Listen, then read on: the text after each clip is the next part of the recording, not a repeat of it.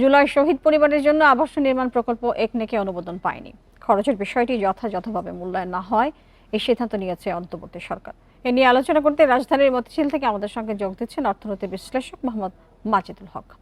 যারা মাজিদুল হক, আপনাকে স্বাগত জানাচ্ছি আমাদের সংবাদে। জানতে চাই যে যথাযথ ব্যয় না ধরায় একনেকে জুলাই শহীদ পরিবারের জন্য আবাসন নির্মাণ প্রকল্পটি অনুমোদন হয়নি। এই বিষয়টিকে আপনি কি বলবেন আসলে? ধন্যবাদ আমাকে আমন্ত্রণ জানানোর জন্য। আমি বলবো যে বাংলাদেশের যে এখন আপনার ব্যয়ের ক্যাপাসিটিটা কতটুকু রয়েছে, আমার কোয়ার টু জিডিপি রেশিও কোন পর্যায়ে রয়েছে সেটা তো আমাকে চিন্তা করতে হবে। কারণ হচ্ছে যে বাংলাদেশের অর্থনীতিটা হচ্ছে কিন্তু ঋণ নির্ভর অর্থনীতি। এই ঋণ নির্ভর অর্থনীতিতে এখন প্রকল্পগুলো আমার একনেকে যদি অনুমোদন করতে হয়, একনেক যদি অনুমোদন করে তাহলে আমার যথাযথ মূল্যায়ন করে এখন অনুমোদন করতে হবে। কারণ বাংলাদেশে কিছু শ্বেতহস্তি প্রকল্প নেওয়া হয়েছে, যেরকম কর্ণফুলী টানেল প্রতিদিনের যে রক্ষণাবেক্ষণ ব্যয় সেটা দিয়ে, তার আয় দিয়ে সেটা কিন্তু কাভার করা যাচ্ছে না। তাহলে আমাদের এরকম অনেক ধরনের প্রকল্প কিন্তু আসলে রয়েছে এবং আমরা গ্রহণ করছি, যে প্রকল্পগুলো বাংলাদেশে আমার রিটার্ন আসতেছে না। তাহলে আমি এটা আমার বৈদেশিক উৎস থেকে আমি ঋণ নিয়ে প্রকল্প গ্রহণ করেছি, বৈদেশিক উৎস থেকে ঋণ নিয়ে আমি প্রকল্প আমি বাস্তবায়ন করতে করতে এটা বন্ধ হয়ে আছে। তাহলে আমার রিটার্নটা কিভাবে দিব? তাহলে আমি ঋণ পরিশোধটা কিভাবে করব? তাহলে একদিকে যে জুলাই যোদ্ধাদের জন্য যে পুনর্বাসন, এটা তো 761 কোটি টাকা একটা ব্যয়ের বিষয় ছিল। সেখানে আমি বলবো যে এখনো সরকারের রাজস্ব খাতে, সরকারের ফিসকাল ইস্যুতে অনেক চিন্তা ভাবনা করেই সরকার কিন্তু ব্যয় করার চিন্তা করতেছে। তার কারণ হচ্ছে যে না, যখন এই একটা দেশে প্রকল্পটির বিষয়ে আসলে আজকেই যেটি সিদ্ধান্ত হয়েছে সেই বিষয়ে একটু আপনার কাছে আসি। প্রকল্পে অনেক বেশি খরচ ধরা হয়েছে, একাধিক সংবাদ মাধ্যম সেটি খবর প্রকাশ করেছে এবং এরকমও বলা হয়েছে যে যেই খরচ ধরা হয়েছে, আমি ঠিক সংখ্যাটি মনে করতে পারছি না, তার 45 গুণ বেশি আসলে ধরা হয়েছে। তা এটিকে আপনি আসলে কি বলবেন?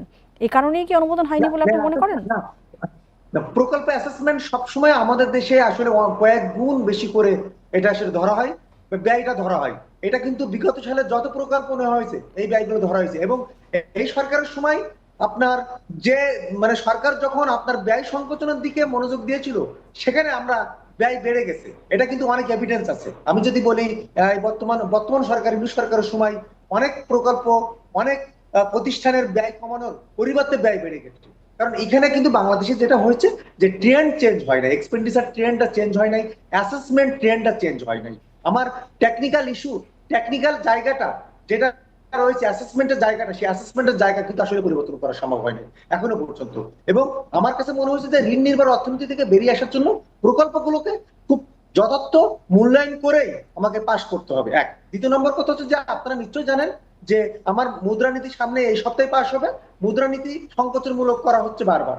এখন আমার শুধু মুদ্রানীতি সংকোচন করলে হবে না, আমাকে রাজস্ব নীতির আমাকে সংকোচন করতে হবে। সুতরাং আমি যদি অপ্রয়োজনীয় প্রকল্প হাতে নিই তাহলে আমার মূল্যস্ফীতি কিন্তু বেড়ে যাবে, তাহলে আমার মানে টাকার ফ্লোটা বেড়ে যাবে। সুতরাং আমাকে শুধু আমি যে যথাযথভাবে একনেক যে সিদ্ধান্ত গ্রহণ করেছে এটাকে আমি স্বাগত জানাই। কারণ আমার মূল্যস্ফীতি নিয়ন্ত্রণ করার জন্য মুদ্রাস্ফীতি এবং আপনার রাজস্ব নীতি এবং মুদ্রানীতির সমন্বয় থাকতে হবে, না হলে মূল্যস্ফীতি কমবে না। এবং প্রকল্প যাচাই বাছাই যে যথার্থ যে জাজমেন্ট, সেই জাজমেন্টের উপরে আমাদেরকে এখন প্রকল্প একদিকে পাশ করতে না, হবে। আজকে যেটি বলেছেন পরিকল্পনা উপদেষ্টা যে অর্থনৈতিক এই যে প্রকল্পটি সেটি যথাযথভাবে এটি খরচের মূল্যায়ন হওয়া উচিত, অর্থাৎ সেটি নিয়ে হয়তো ডাউট প্রকাশ করেছেন তিনি।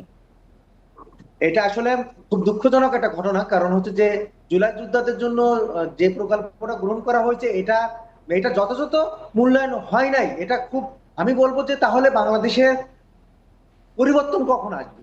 হ্যাঁ, আমি যদি এই সময় যদি আমি আমার স্বচ্ছতা না আনতে পারি, এই সময় যদি আমি জবাবদিহিতা না আনতে পারি, এই সময় যদি আমি ট্রান্সপারেন্সি ইনশিওর না করতে পারি প্রকল্পর জাজমেন্টে, প্রকল্প হাতে নেওয়া জাজমেন্টে, তাহলে বাংলাদেশ আসলে আর কখন এই আসলে পরিবর্তন যাদের দেখবে? আত্মাহতির আমরা তো আশা বিনিময়ে করছিলাম। আসলে এই পরিবর্তন এসেছে, তাদের জন্য যে প্রকল্প নেওয়া হচ্ছে সেখানেই যদি এই ধরনের দুর্নীতি হয়, তাহলে গত 15 বছরের যে দুর্নীতি সেটিরই কি ধারাবাহিকতা আসলে বজায় থাকছে?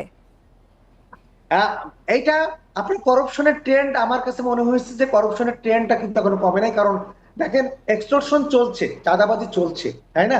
আমরা কিন্তু এটা বন্ধ করতে পারিনি। এবং ব্ল্যাক ইকোনমি, কালো অর্থনীতির ব্ল্যাক ইকোনমির যে সাইজটা সেই সাইজও কিন্তু কমে না। এবং আপনি নিশ্চয়ই জানেন যে সুইজারল্যান্ডের যে ব্যাংকগুলো আছে সেই ব্যাংকগুলো কিন্তু বাংলাদেশিদের ডিপোজিট বাড়ছে। কেন বাড়ছে? তাহলে কি আমার টাকা পাচার কমছে? কমে নাই। ওভার ইনভয়েসিং এর মাধ্যম দিয়ে টাকা পাচার সবসময় চলছে। আমার সরকার চেঞ্জ হয়েছে কিন্তু আমার পদ্ধতি, আমার টেকনিক, আমার সিস্টেম তো পরিবর্তন করা হয় নাই। আমার সরকার পরিবর্তন হয়েছে কিন্তু আমি যে ইন্টারন্যাশনাল ট্রেড করতেছি, আমার যে মানি লন্ডারিং এর যে বিষয়গুলো, এই যে টেকনিক্যাল জিনিসগুলো তো আমি পরিবর্তন করতে পারিনি। সুতরাং জি আমার নিশ্চয়ই। করাপশন ট্রেন্ডটা কিন্তু এখনো অর্থনীতিতে বজায় আছে।